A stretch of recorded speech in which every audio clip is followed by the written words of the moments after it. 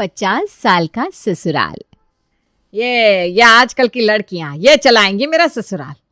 2 दिन की आई हुई मुझे कह रही है मम्मी जी प्रेम के लिए वर्किंग लड़की लानी चाहिए। वर्किंग रुक रुक हंसते थे मुझे समझ गई ना, ये सब शुरू करके वो क्या करना चाहती है। पूजा पहले अपनी देवरानी को काम पर भेजेगी, फिर खुद नौकरी पकड़ेगी।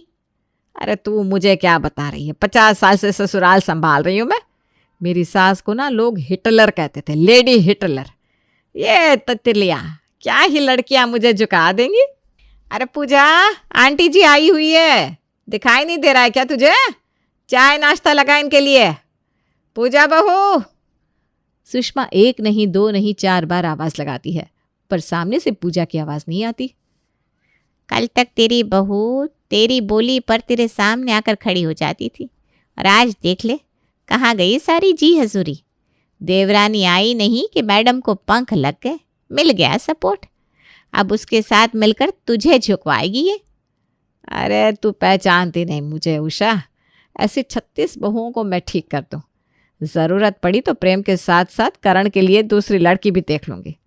मुझे ठीक करेंगे ये कल की आई लड़की। 50 साल का ससुराल है मेरा, कोई 50 दिन का नहीं। अपनी बहू के कान मरोड़ने सुषमा रसोई में जाती है, पर आज पहली बार पूजा रसोई में नहीं थी। अगर ये नौकरी चाकरी ढूंढने निकली होगी तो आज इस लड़की के लिए इस घर के दरवाजे बंद कर दूंगी मैं।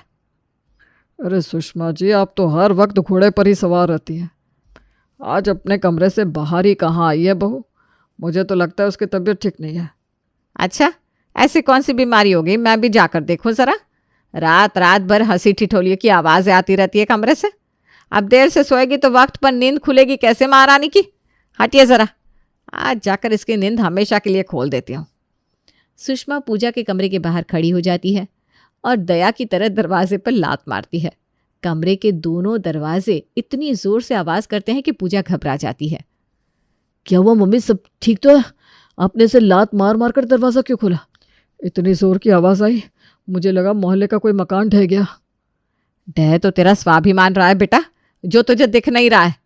क्यों मैडम, आपने तो अपने काम के लिए एक नौकर भी लगा रखा है। अरे मैं कहाँ कुछ कर रहा हूँ मम्मी।